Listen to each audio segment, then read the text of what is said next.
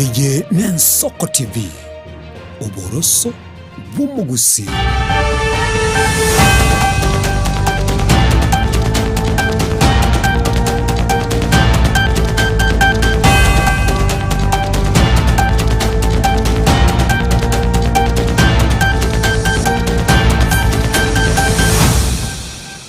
Manjito Margeria Buyeta Sengen Sokoti Gibi Nigolira Liabali na Amayia Chinsa Isano na Ibere Chabono Mugaso Chinga Kitwa Kwariganiri Amayia Chinsa Isano na Ibere Asentra Yuwengi Anonsiasore Karanso Kerio Nyara Ikati Alitwa Kwariganiri Chiga Kibune Chiga na Bagoto Nyara Sumtana ito Facebook na Bago YouTube Ido Nyari Go Kwemanya Ikati Alitwa Kwariganiri Asemesa ya Amayia Chinsa Isano na Ibere.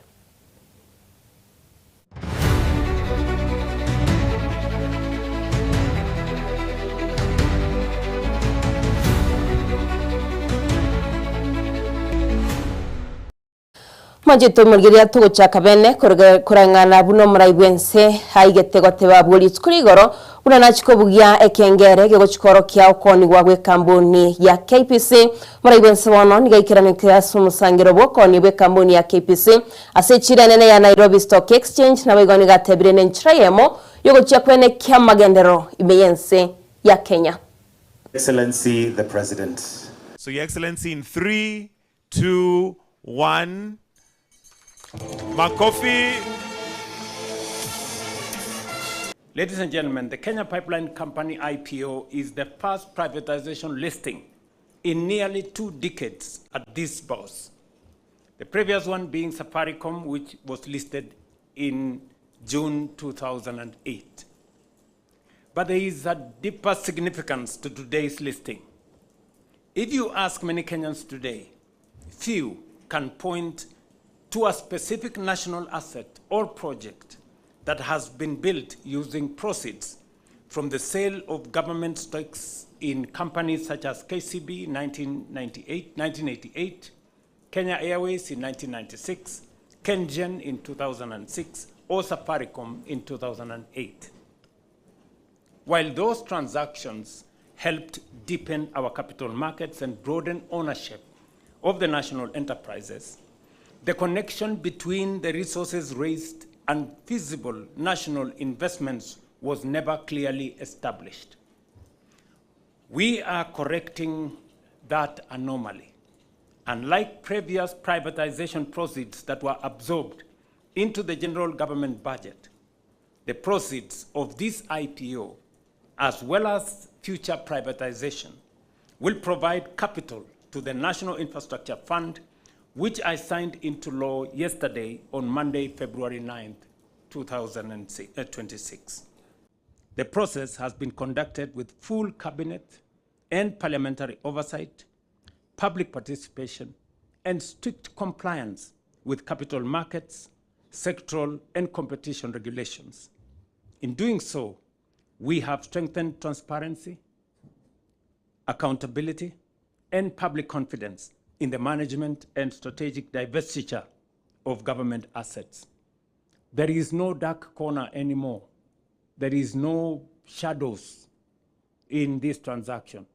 Cabinet is involved, Parliament is involved, public participation is undertaken, and it is on the sound footing of law.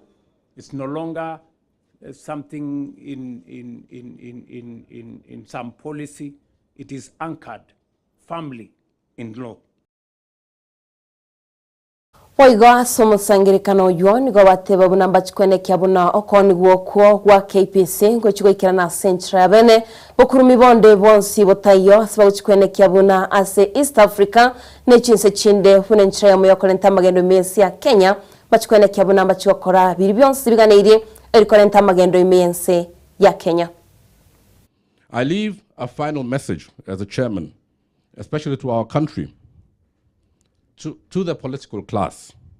As a nation, we guard the credibility of our markets. The progress we have made should not be taken for granted. It has taken many years of discipline, sound policy, and trust building. The political class should not politicize this market. Analysis is correct, it is right to analyze, and it is right to share opinion. But it should not be done in a way that compromises investor confidence. We must decouple from markets. Kenya's capital markets have the potential to unlock immense value to our citizens, attract regional and global investment, and position Nairobi as a financial hub for both East Africa. Manjito Mulgeria Boigoli Tskolia Lero Nigi Kiama Kia ODM Nigati Yabarikurasi Kiama Kia UDA Banyaraba Kumerana as Chinsemo cha KICC Miyomucho Nairobi asababu kwanera igoria 10-point agenda Nigati alia serikali ya Nyarige kokora kurwa ya chage tobora ibwaye kwikira Litskolia Lero Higati alibago chuko kwanera Manjito Mulgeria totara tigara chinkwana cha kidure kindiki kira kwanera igati alibanyale bago ikanya satebe serikali yensi ya Kenya kwikira boniga nige chage tomoro biri bokwene kyabuna ko gachere kibese tiranyari kigo skensi ya Kenya motwe our affairs without disrupting international trade, our export and import trade. This is historic. We've never been there before. Your Excellency, sir, on the economy, the other indicators are also looking good. I've talked about the strength of the currency. I've talked about low inflation. I've talked about the cash reserve ratio. I also want to talk about national savings. For 62 years, we had only saved 320 billion through NSSF. Okay? I know in the booklet, national savings comes as the last point, but I decided to bring it forward because it's part of the economic fundamentals that influence our macroeconomic stability. For 60 years, we only had savings through NSSF of 320 billion. In the last 3 years, in fact, 2 years, because we changed the law, again, courtesy of Parliament, we started implementing the law that Parliament passed 2 years ago. We have saved an additional 370 billion in 2 years. Today, savings stand at 690 billion Kenya shillings, projected to hit the 1 trillion shilling mark. Pego Manjito Mulgeria somusangirikano yuogo sege kareke gende tokorikana chinsem cha KICC nigo bakwanira igoro yokubwatirana gwe kyame kya ODM ne kyama kya UDA erikwene kyabune serikali yense Kenya kuchirego sukamutwe kolende mbakwanira igatie yali arase 10-point agenda turatike nkwana yaye umunya committee oyo mojo kwanira 10-point agenda. The committee over the last 6 or 7 months has engaged with various implementing agencies, among them the Executive Office of the President, the Legislature, the Judiciary, county governments as implementing agencies, constitutional commissions, and independent offices. Ladies and gentlemen, there are a number of achievements that the committee has recorded, significant achievements on the implementation of the 10-point agenda. I will take just a few minutes to speak to them. The Parliament received 9 bills from NADCO, and various of these bills have been considered and at various stages of implementation and consideration by Parliament. So far, 3 bills have been enacted into law, including the IBC Amendment Bill 2023 and the Statutory Instruments Amendment Bill 2023 and the Ethics and Anti-Corruption Commission Bill 2023. Those have fully been implemented and no further action is needed. We have got 2 other bills that are under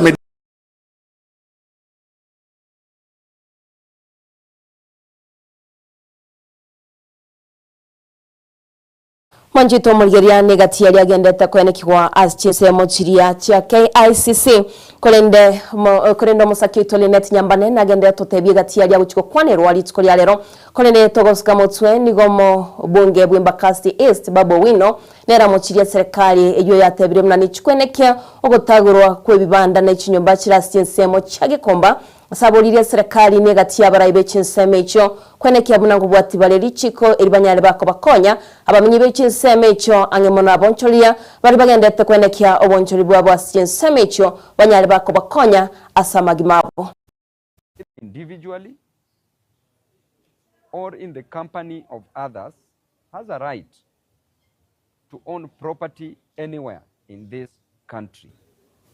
The same constitution says in Article 43, sub-Article 1 of the right to housing, that you have a right to own a house, to access a house and have adequate housing, and nobody should infringe on that right.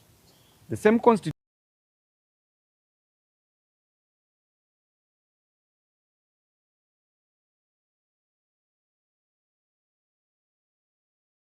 Manjito mulgeria kwikira boniga nigatiari agendete kwenekiwa kolene chikora chinsa 10 tunyara toko kumanya eyanda mangi gatiari agendete kwenekiwa noyo minto itinga kyagendete kwarigania gatiari agendete kwenekiwa Ishmael Mogere nerugocha chinsa 10 chabono margoba na bagasboni gagende gucengera miro bitimi gitasengia Soko TV chinga kindo chetoldi gose oya osoire munyari mokwegokya asigatie miro bitasi gitasengia tugen Soko TV tumenene ankyo chindayana ndemo